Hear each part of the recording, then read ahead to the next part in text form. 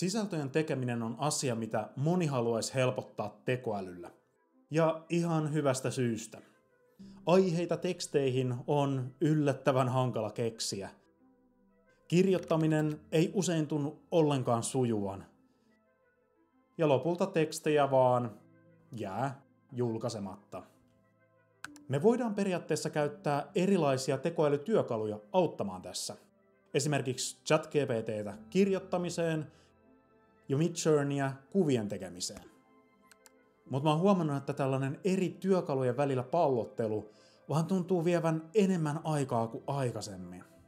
Mitä jos yksi tekoäly pystyisi auttamaan meitä kaikissa niissä paikoissa, missä sisältöjen tekeminen on tyypillisesti vaikeaa?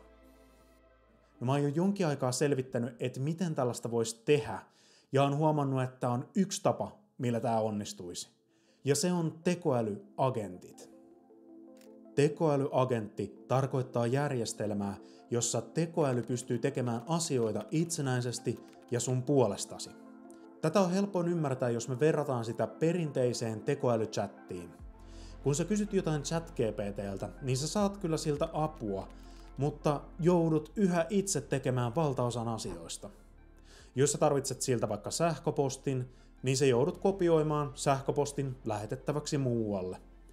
Tai jos taulukko tarvitsee muokkauksia, niin sun pitää ensin antaa se ChatGPT:lle, muokata sitä vähitellen siellä ja sitten siirtää se jotenkin siististi takaisin. No agentti taas pystyy tekemään tällaisia asioita paljon itsenäisemmin. Ne voi nimittäin käyttää samoja ohjelmia kuin sinäkin. Eli ne voi esimerkiksi lähettää sähköpostit sun puolesta tai suoraan päivittää tietoa Exceliin. Toisin sanoen tekoälytyökaluissa ihminen on se, joka tekee asiat. Kun taas agenttiset järjestelmät voi tehdä paljonkin asioita ilman ihmistä. Sä saat itse päättää, että kuinka automaattisesti agentti voi asioita tehdä. Tekoälyagentit ei ole tänä päivänä enää mitään skifiä. Mä oon tehnyt näitä jo useampia, esimerkiksi videoiden tekstitysten tekemiseen.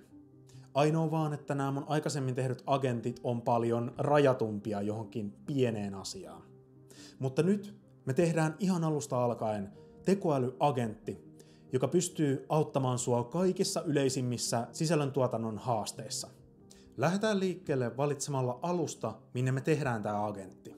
Tyypillisiä vaihtoehtoja on esimerkiksi Microsoft Azure ja Google Cloud. Mutta voin sanoa, että tämä menisi aika monimutkaiseksi. Tällä kerralla mä haluan kuitenkin tehdä agentin, joka on helppo kopioida ja käyttää jopa ilmaiseksi. Joten mä valitsenkin alustan nimeltä Zapier Agents. Zapier on jo itselleni tuttu alusta erilaisten automaatioiden tekemiseen ilman koodaamista. Ja mikä parasta, mä voin silloin jakaa tämän sisältöagentin pohjan sulle, ja se on heti käyttövalmis. Edetään siis Zapierilla.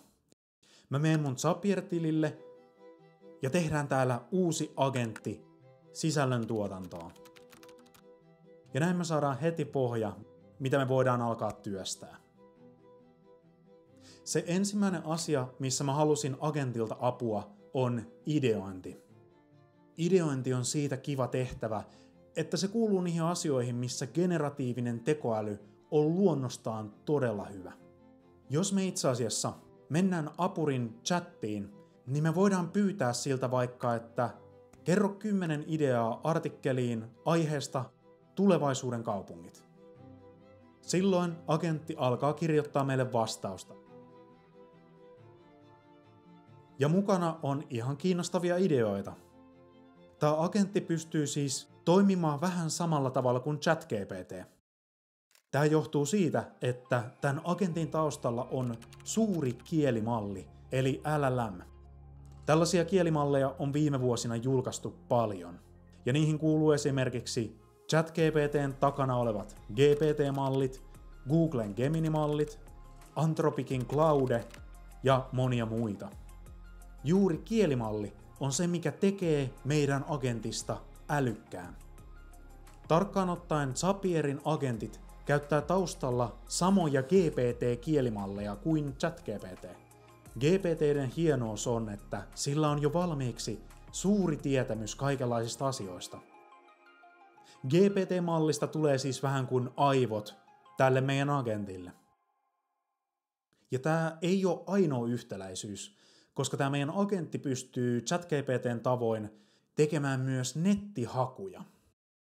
Jos me kysytään siltä, että etsi 5 ajankohtaista teemaa aiheesta digimarkkinointi, niin agentti tekee nettihaun. Ja me saadaan sitten tuloksia, missä on taustalla viimeisintä tietoa Googlesta noudettuna. Me voidaan jopa nähdä, että todellakin agentti haki erilaisia hakutuloksia, joista se sitten kirjoitti ideat. Tämä yhdistelmä tekoälymallia ja nettihakuja on heti todella hyvä meidän ideointitehtävään. Täällä meiltä onnistuu nyt kaikenlaisten sisältöideoiden tekeminen. Ainakin nopeammin kuin mitä mä voisin itse tehdä. Kuten näit, niin tämä asia onnistuu siis agentilta aika helposti, mutta seuraava asia onkin vähän kinkkisempi juttu. Jos me nyt pyydetään agentilta ihan kylmiltään, että se tekee artikkelin verkkokauppojen trendeistä 2025, niin me saadaan tällainen tulos. Kun tätä tekstiä katsoo, niin mä kuvailisin tätä vaan yhdellä sanalla, ja se on persoonaton. Meillä kaikillahan on nimittäin oma tapamme kirjoittaa ja kertoa asioista. Ja tätä pitäisi ehdottomasti saada jotenkin mukaan tähän agenttiin, koska muuten tuntuu siltä, että nämä kaikki tekstiluonnokset pitäisi vaan ihan kirjoittaa uudelleen.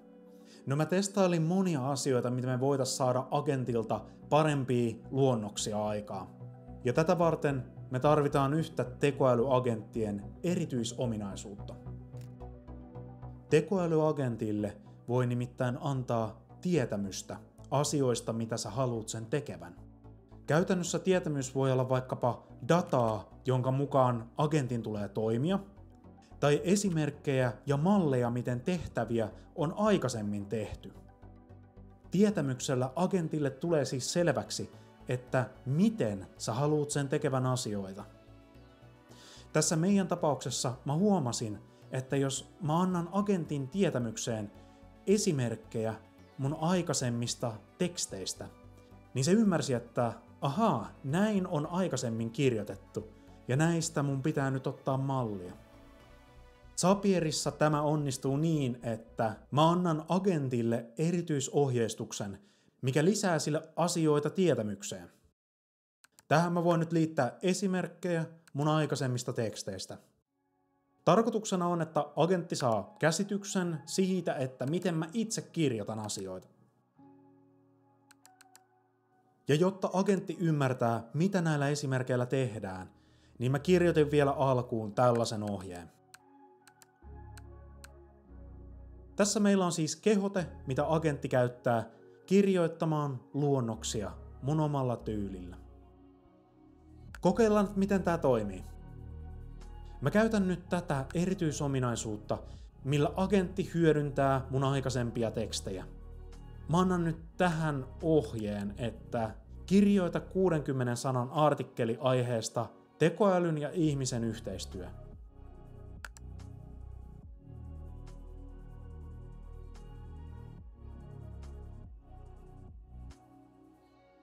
Kun mä katson tätä tekstiä, niin mä huomaan heti, että tässä hyödynnetään mun omaa tapaa kirjoittaa. Pakko olla kyllä tyytyväinen, että generatiivisella tekoälyllä tällainen on nykyään mahdollista. Jos mä vielä vertailuksi pyydän agenttia tekemään tekstin ilman, että se hyödyntää mun esimerkkejä, niin tää versio on just niin tylsä kuin mitä mä odotin. Mä valitsisin ehdottomasti mun tyyliä jäljittelevä luonnoksen. Onko tää täydellinen? No ei tietenkään, mutta siksi mä haluan seuraavaksi tekoälyltä apua varsinaiseen kirjoittamiseen. No tässä vaiheessa agentti pystyy nyt tekemään ideointia ja tekemään ihan päteviä tekstiluonnoksia.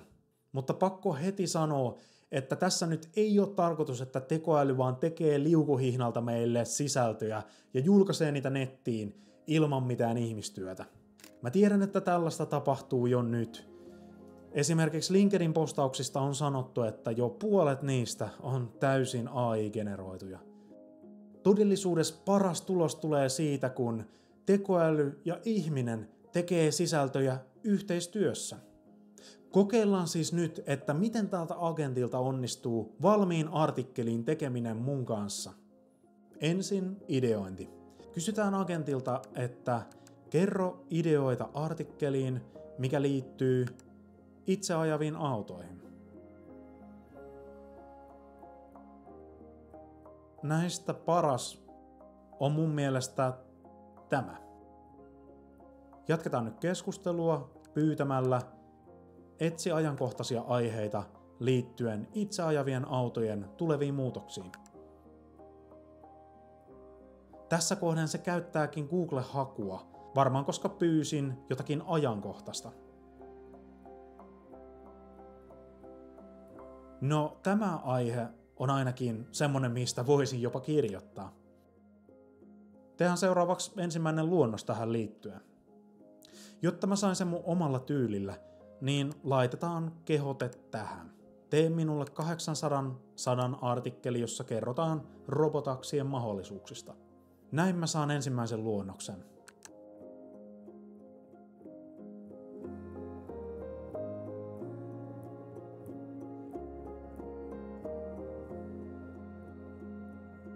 No nyt tietty mä haluaisin tehdä muutoksia tähän tekstiin. Yksi vaihtoehto olisi pyytää muutoksia suoraan apurilta. Ja joihinkin asioihin tää voi ihan toimiakin, kuten että kirjoita pidempi aloituskappale. Parempi kuitenkin olisi, jos mä saisin tän jonnekin tekstinmuokkausohjelmaan. No Zapierissa se onnistuukin tällä. Tää on lisäosa nettiselaimeen. Ja kun mä asennan sen, niin mä voin kutsua agentin milloin vaan tänne selaimen viereen. Ja mä näen heti aiemmat keskustelut, mitä mä oon käynyt agentin kanssa. Tässä on se viimeisin. Ja nyt mä voin hyvin kopioida tästä tämän ensimmäisen luonnoksen.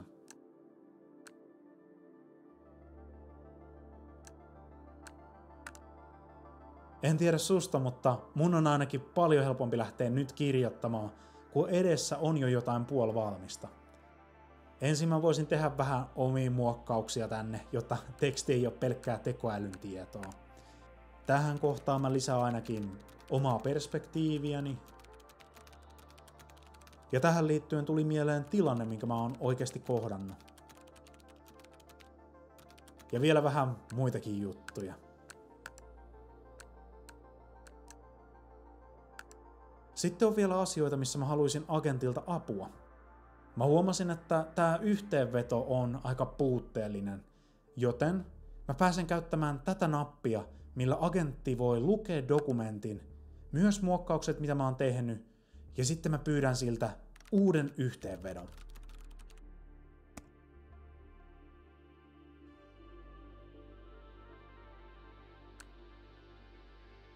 Niin, ja tää artikkeli tarvii kyllä paremman otsikon.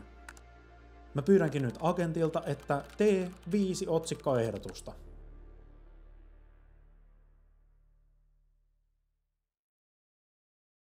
Tää otsikko on aika kuvaava, eli laitetaan sen mukaan. Huomaatko muuten, kuinka hyvin tää yhteistyö voi toimia agentin kanssa? Esimerkiksi otsikoiden miettiminen vei multa aikaisemmin tosi pitkän aikaa.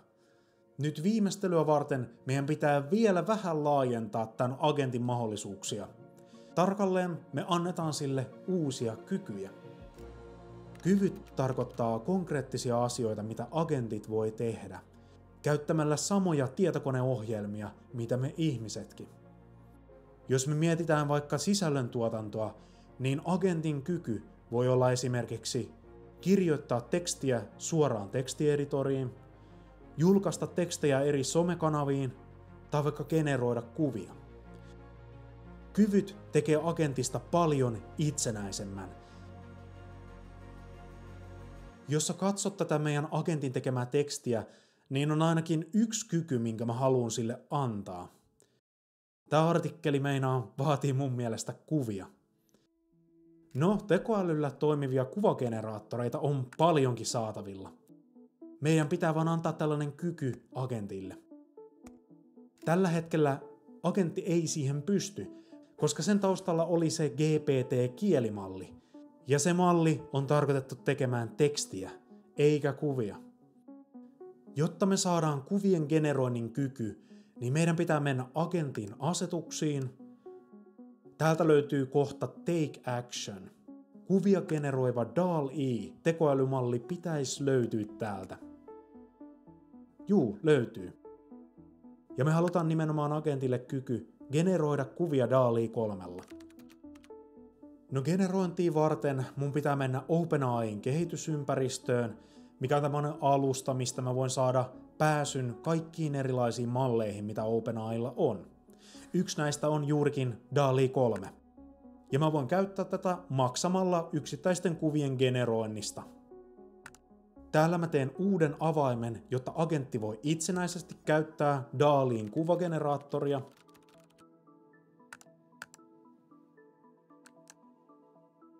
Ja sit mä annan tämän avaimen agentille. Nyt tämän kyvyn pitäisi olla käyttövalmis. Kun agentti näkee artikkelin, ja sillä on kyky tehdä kuvia DALL-E 3, niin mä voin vaan pyytää, että tee artikkelin otsikkoon sopiva kuva.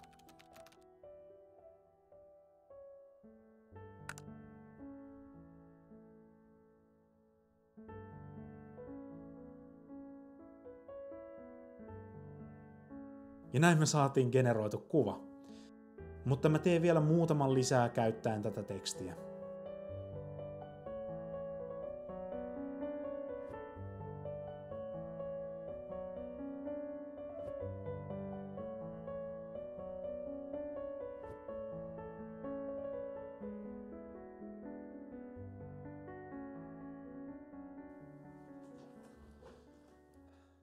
Okei, me hypättiin nyt vähän ajassa eteenpäin. Mulla on ollut tää sisällöntuotannon agentti nyt noin viikon ajan aktiivisessa käytössä. Mä halusin varmistaa, että tää nyt todellakin toimii niissä asioissa, missä mä tarvitsen apua. Ja voin sanoa, että ei tää täydellinen vielä oo, mutta kyllä se multa säästää aikaa ja vaivaa, kun mä teen sisältöjä. Ensimmäinen asia oli, että mä voin tehdä senkaan monenlaista ideointia. Isoin hyöty on, että se säästää aikaa googlailulta, mihin meni aikaisemmin paljon aikaa. Mä huomasin myös, että koska apurilla on netin selaus, mä voin esimerkiksi tehdä sillä kilpailija-analyysiä. Eli mä voin lähettää sen etsimään teemoja, mitä muilla sivustoilla on jo julkaistu, ja mä voin sitten itse ideoida niistä jotakin. Toinen tärkeä ominaisuus oli kirjoittaminen. Ja tää on ollut ihan älyttömän hyvä, koska tyhjän paperin kammo on kyllä ihan tosi juttu. Nyt mä pystyn kuitenkin milloin vaan agentilta saamaan luonnoksen jostakin valitusta aiheesta, mitä mä voin muokata tai käyttää inspiraationa. Ja itse asiassa mä tein vielä sellaisen, että mä annoin agentille uuden kyvyn, pääsyn mun Google Docsiin. Se voi nyt lähettää tekstiluonnoksia suoraan Docsiin. Ja mä pystyn sitten jatkamaan agentin kanssa editointia sieltä. Ja kuvitusten tekeminen onnistuu myös. Tää on tosin ehkä se apurin heikoin ominaisuus. DALL-E 3 kuvilla tuntuu olevan aina se sama tyyli, ja se alkaa jo tässä vaiheessa vähän kyllästyttää. Pitäisi varmaan kokeilla antaa tälle agentille jotain muitakin kuvageneraattoreita. Mä oon myös huomannut uudenlaisia asioita, mitkä olisi tosi kiva, jos ne onnistuisi tältä agentilta. Esimerkiksi ideoiden tallentaminen, oikolukemisen tekeminen tai pitkän sisällön muuttaminen moneksi somepostaukseksi. Ehkä mä kokeilen sitä toisessa videossa. Mutta nyt sua varmaan kiinnostaa eniten se, että miten sä saat tämän agentin itsellesi käyttöön. No, mä tein tämän mahdolliseksi. Mä oon julkaissut mun sivustolle ilmaisen uutiskirjeeni tilaajille kohta kohdalta ohjeen, millä säkin voit tehdä itsellesi oman sisällön tuotannon agentin. Jos sä nyt siis haluat tämän kootun agentin itsellesi testiin, niin suuntaa tähän videolla näkyvään osoitteeseen. Linkki tänne löytyy myös alta videon kuvauksesta. Kiitos kun katsoit tämän videon ja nähdään seuraavassa.